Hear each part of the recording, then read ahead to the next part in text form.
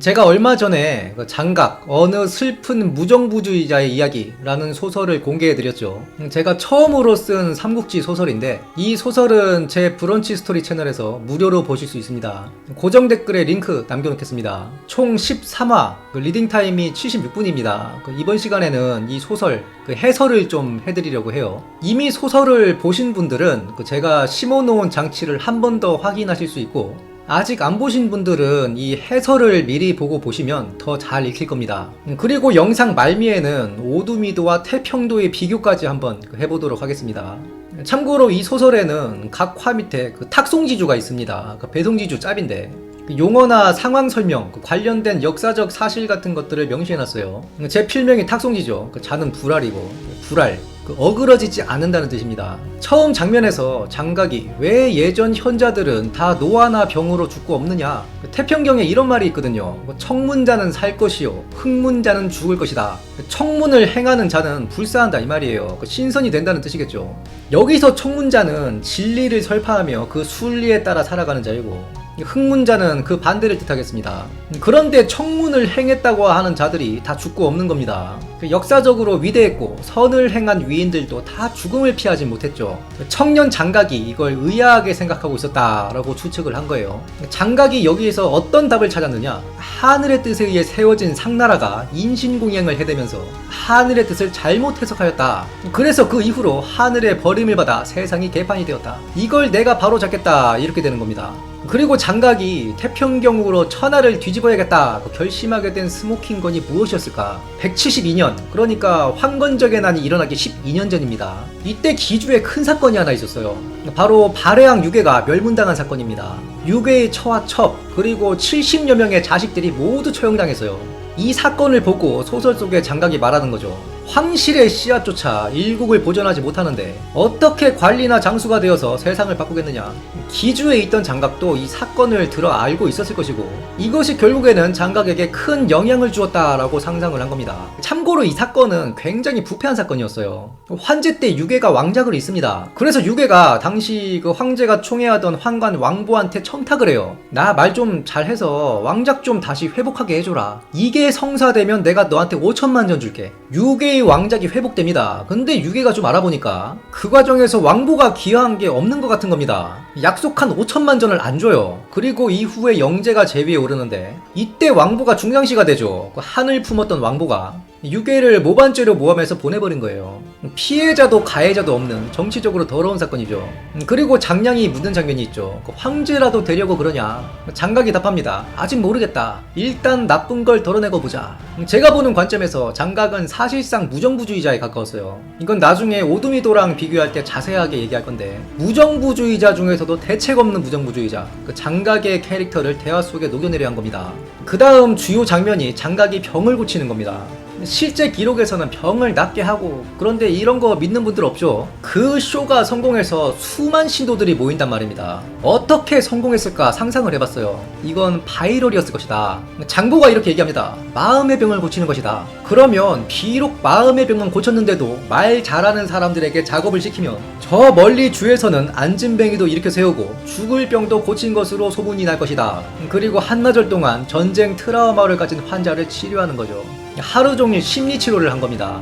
하루 좀도록 얘기를 들어주고 무슨 의식마냥 해대면 홀가분해지지 않겠습니까? 전투신이 나오기 시작하는데 당시 우중랑장 주준은 군공으로 제후에 오른 자예요. 이 주준을 황건적 파제가 패퇴시킵니다. 잘 이해가 안 되는 대목이죠. 그런데 그 서사가 기록에 자세히 안 나와요. 그냥 주준이 처발렸다 되어 있습니다. 그래서 상상을 했습니다. 파제를 병서를 읽은 캐릭터로 설정을 하고 황건적들을 피난민들로 위장시켜서 위계를 쓰는 걸로 하자. 동시에 파제가 부하들을 시켜서 치중을 버리고 달아나고를 반복하도록 하죠. 방심을 시킨 뒤에 일거에 돌격하니 그 뒤에 그 피난민으로 위장했던 자들이 다시 돌아와서 주준의 후미를 치는 겁니다. 이때 기록을 보면 송기현이 거의 죽다 살아나는 기록이 있거든요. 이것도 스토리에 녹여냈습니다. 그리고 완성이 장만성한테 떨어지죠. 이후 그 완성이 함락되는 과정은 기록에 자세히 나와요. 그런데 장만성이 어떻게 전사했고 이런 내용은 없거든요. 당시 강화도의부를 맡고 있던 진일이 남양태수의 인수를 받고 북진한 건 역사적 사실입니다. 장만성은 당연히 낙양 쪽에서 병력이 올 줄 알았는데 형주에서 치고 올라오니 당황해서 직접 군을 끌고 나갔다가 목이 따였다는 설정을 두었습니다. 또한 이 완성의 전투를 보면 사실상 2만이 안 되는 군대로 10만을 이긴 전투거든요. 포위하고 성동격서를 썼다 뭐 이런 건 기록에 있어요. 그런데 보통의 사서들이 독자들에게 친절하진 않습니다. 승리의 본질은 어디에 있었느냐? 황건적이 너무 대군이었기 때문이었을 것이다. 포위되어 있으니 약탈을 못하고 보급 문제가 있었을 것이다. 실제로 기록에 주준이 일부러 포위를 푸는 행위를 합니다. 이때 황건적들이 다 기어나왔다 되어 있어요. 왜 기어나왔냐? 그 이유는 당연히 설명이 없습니다. 성내에 먹을 게 없으니 약탈하러 기어나왔을 것이다. 이때 주준이 기습을 해서 승리를 하는 거죠. 그리고 소설상의 구화, 장각이 꿈을 꾸는 게 있습니다. 이게 제가 이 소설에서 가장 공들여 만든 창작의 장면이에요. 장각이 건강이 안 좋았는데 이걸 숨겨야 했다. 실제로 건강이 안 좋았을 가능성이 높아요. 난을 일으키고 8개월 만에 병사하지 않습니까? 그런데 장각은 병이 있다는 걸 숨겨야 돼요.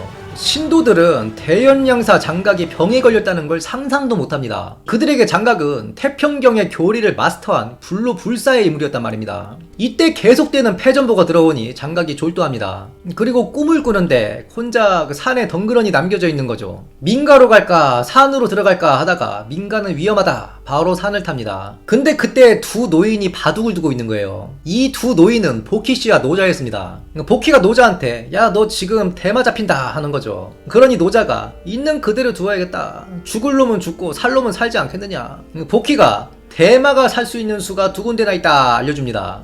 노자가 답하죠. 그 수를 두어서 살리면 다른 무언가가 죽지 않겠느냐. 그러니 보키가 그 말도 맞다. 노자의 사상을 담아낸 건데 이 대국을 보던 장각이 그들의 정체를 알아채고 가르침을 청하죠. 태평경에 청문자는 살 것이라 했는데 나는 왜 병이 들었냐? 혹시 내가 이미 죽은 것이냐? 노자가 바둑을 멈추고 그 청문자, 흑문자 구절 뒤에 뭐라 돼 있냐 묻죠. 장각이 답합니다. 생과 사는 천당의 명부에 의해 정해진다 되어 있습니다. 실제 태평경의 구절이에요. 이에 노자가 그래 나도 모르는 천당의 명부를 네 놈이 어찌 안단 말이냐. 아무것도 하지 말고 흘러가게 두어라. 이게 내 가르침인데 넌 도대체 무엇을 배운 것이냐. 장각이 억울한 거죠. 저 보키씨도 인간들에게 여러 가지를 가르치지 않았느냐. 중국 전설에 보키가 인간들에게 농사, 낚시 뭐 이런 걸 다 가르쳤다 되어 있어요. 인간에게 불을 선사해준 그 프로메테우스급의 인물입니다. 보키가 그걸 듣고 묻는 거죠. 그래 너는 뭘 가르쳤냐? 낚시를 가르쳤냐? 농사를 가르쳤냐? 아니면 낚싯대와 농기구 대신 무기를 들려주었느냐?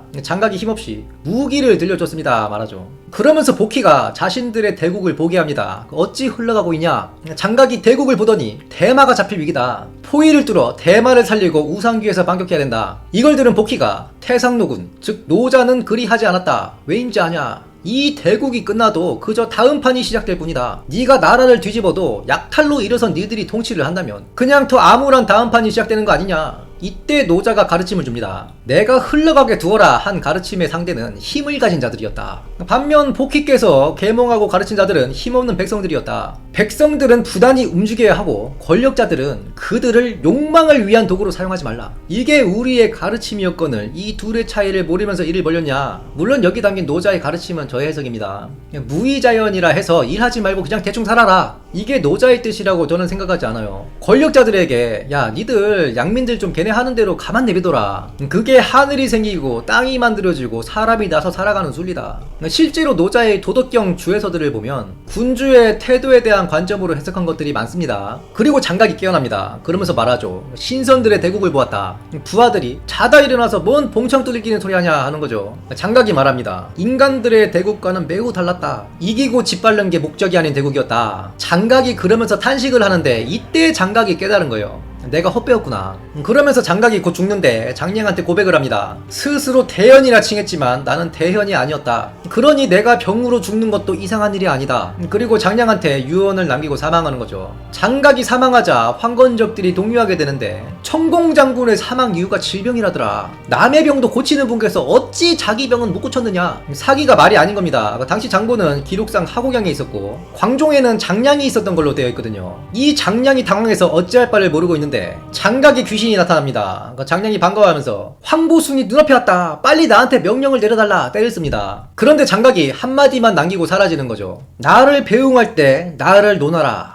장각이 이게 뭔 말인지 생각을 하다가 깨닫습니다. 그리고 병사들을 모아서 연설을 해요. 천공장군께서는 죄를 지어서 사망하신 것이다. 그 죄가 무엇이냐? 전쟁에서 패하여 우리 전우들을 죽게 한 죄다. 우리는 무조건 하늘의 명을 받들어 이겨야 된다. 우리가 지면 그 자체가 죄악이니 죄를 짓고 다 죽는다. 그러니 사기가 다시 올라가는 겁니다. 즉 장각의 귀신은 사기를 위해 나를 팔아라 하고 사라진 거예요. 당연히 창작입니다. 그 소설에 귀신이 한두 번은 나와줘야 제맛이죠. 그리고 개교를 통해 퇴각하려는 장량이 비장한 최후를 맞이하는데 여기서 개교의 복병 이런 것도 다 창작이에요. 기록에는 그냥 황보숭이 이겨서 장량을 베고 장각을 부관참시하고 이렇게밖에 안 돼 있어요. 그리고 마지막이 하곡양의 그 장보를 치는 서사인데 이 장보가 사실상 마지막 황건적 지도자죠. 수계에 패했다는 설정을 두었습니다. 그리고 마지막 시한수로 이 소설은 마무리가 돼요. 마지막 화 맨 끝에 레퍼런스와 함께 그 역사적 사실들과 창작을 구분해놨습니다. 제가 소설 연의를 초등학교 때 읽은 이후로 절대 읽지 않거든요.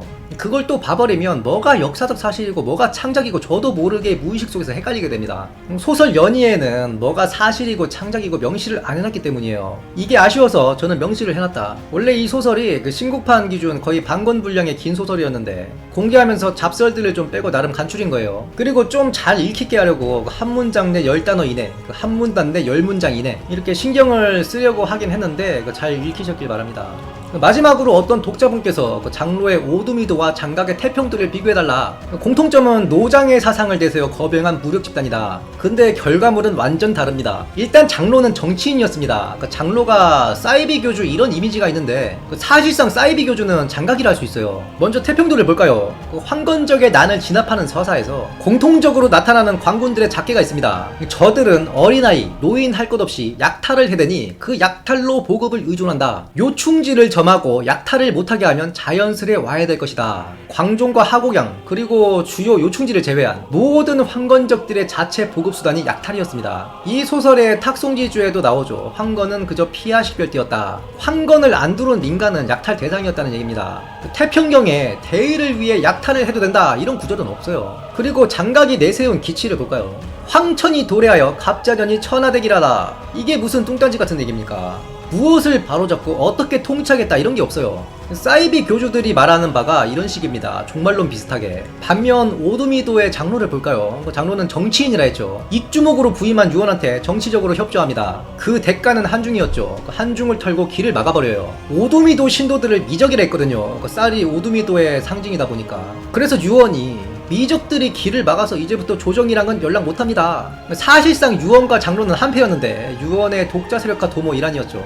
나 알아서 살게요 해버리고 거기서 황제 노릇하는 거예요. 그리고 장로는 그 대가로 나중에 조조한테 항복하기까지 한중 일대를 통치하는데 그 통치의 교리가 뭐냐? 단순합니다. 착하게 살자. 의육이라 해서 길가에 쌀과 고기를 두었다. 지나가다 배고픈 사람들 먹으라는 일종의 구휼입니다. 그런데 단서를 달아요. 과하게 먹거나 삥땅 치면 귀신의 괴롭힘을 받을 것이다. 이에 아무도 과하게 먹지 않았다. 심지어 상인들도 폭리를 취하지 않았다. 봄과 여름에 가축 도살을 금지하고 금주령을 내렸다. 죄를 범한 자는 삼관수서라해서 3번 용서하고 그래도 죄를 짓는다. 그때 뭐라 했다. 이 삼관수서가 일종의 무거운 의식입니다. 내가 무슨 잘못을 하면 산, 땅, 물의 신에게 각각 한 번씩은 용서받을 수 있다는 거예요. 그 의식이 있어요. 죄명을 기록한 종이를 각각 산, 땅, 물에 봉인하는 겁니다. 그러니까 3번 이상 죄를 지으면 신의 벌임을 받는다는 겁니다. 그뿐이 아닙니다. 죄를 두어 백성들에게 신의를 지키라는 교리를 가르치게 하였다. 태평도에서 황건을 두르지 않은 자들은 약탈 대상이었던 반면에 오두미도에서는 믿지 않는 자들은 귀졸이라 해서 죄주들에게 계속 가르치게 합니다. 그래서 이 죄주들 중에 귀졸들 교화를 많이 시킨 자들이 있겠죠. 갈령 죄주로 승진시켰다. 그 일종의 복음 전파 체계를 만든 거예요. 그러면 이런 장로의 통치가 어떠했느냐? 기록에 이렇게 나와 있어요. 백성들이 장로의 통치를 편리하게 생각하였다. 한나라 관리들이 통치하는 것보다 훨씬 낫다는 얘기입니다. 이러니 나중에 장로가 항복했을 때도 조조가 장로를 함부로 못한 거예요. 만호 후에 봉했다 되어 있죠. 사실상 이 신도들을 이주시켜서 지들끼리 살게 해준 겁니다. 장로가 누리던 경제권도 보장을 해줬다 볼 수 있죠. 장로가 약탈이나 해대고 폭정을 했으면 바로 목을 베는 게 정치적 이득 아니었겠습니까? 이렇게 이번 특별편 마무리를 하고 다음 시간에 본편으로 돌아오도록 하겠습니다. 영상이 유익하셨다면 구독, 좋아요, 알림 설정 부탁드리며 다음 시간에 또 풍성한 내용으로 찾아뵙겠습니다. 감사합니다.